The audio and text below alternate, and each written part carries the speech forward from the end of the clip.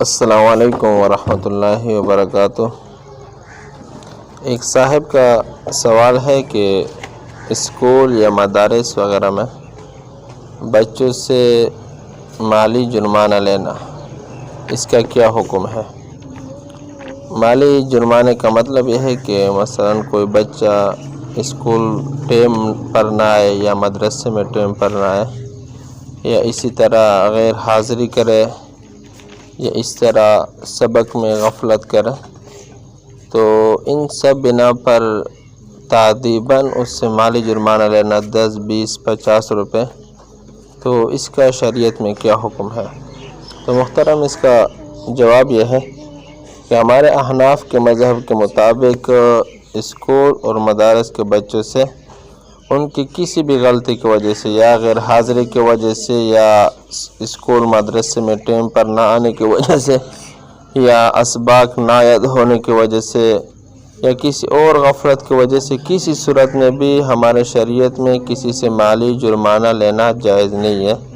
چاہے وہ 10، 5، 20، 50 روپے کیوں نہ ہو۔ مذکورہ صورت میں یعنی اسکول یا مدرسے میں جو پیسے لیے جاتے ہیں مالی جرمانے کی صورت میں، یہ ناجائز ہے۔ اب اس کے متعلق دوسرا سوال یہ ہے کہ اگر کسی نے جرمانہ لیا ہے اور اس کو پہلے مسئلے کا علم نہ تھا تو ابھی وہ اس پیسوں کا کیا کرے؟ تو اس کا جواب یہ ہے کہ اگر کسی اسکول مدرسے میں اس طرح پیسے لیے گئے ہو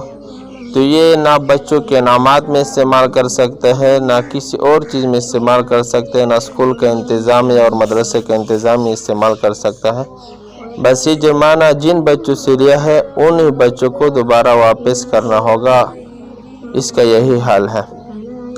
البتہ اگر یہ بچے معلوم نہ ہو کہ کس سے لیا گیا ہے تو پھر تمام بچوں کو جمع کیا جائے اور ان کو خبردار کیا جائے کہ آپ کے پیسے جو ہم نے لیے ہیں وہ شریعت کے اعتبار سے جائز نہیں تھے، اس لیے ابھی ہمیں معلوم نہیں کہ کس کے پیسے ہیں، تو ان سب پیسوں سے اگر آپ لوگوں کی اجازت ہو تو ہم آپ لوگوں کے لیے کھانے یا کسی چیز کا انتظام کریں گے۔ اگر وہ سب بچے اجازت دے دے پھر کر لیں تو پھر اس صورت میں گنجائش نکل جائے گی، لیکن جب وہ بچے معلوم نہ ہو اور اگر اس دوران پھر کوئی بچہ مدرسے اسکول چھوڑ کر چلا گیا ہو تو پھر اس پر توبہ اور استغفار ہی کرنا ہوگا۔